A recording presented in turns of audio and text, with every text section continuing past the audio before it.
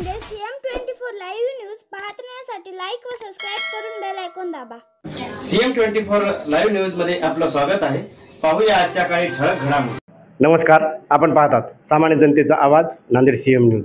आज आपण नांदेड परिसरातील फंक्शन हॉलमध्ये आहोत आणि या ठिकाणी महाराष्ट्र राज्य पत्रकार संघ मुंबई आयोजित या ठिकाणी काही बऱ्याच पत्रकार बांधव आहेत, त्यांना जिल्हा लेवलचे जे काही पद होते नियुक्ती जिल्हा कार्यकारी अध्यक्षपदी देखील या ठिकाणी नियुक्ती करण्यात आलेली आहे। त्यानिमित्त या ठिकाणी चर्चा करतो। सर, काय सांगणार तुम्ही?